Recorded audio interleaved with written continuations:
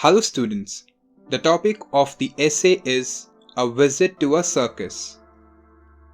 The day my examinations got over, my father took me to see the Galaxy Circus. We had seats right in front and could see everything very clearly.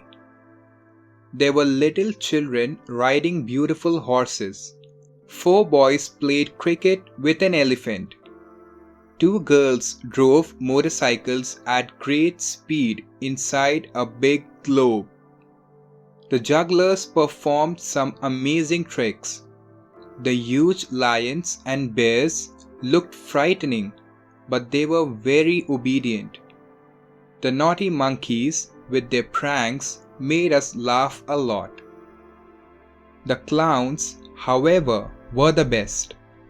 They ran in and out throughout the show and did many funny things.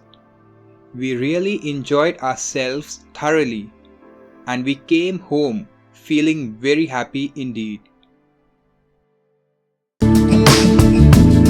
Don't forget to subscribe.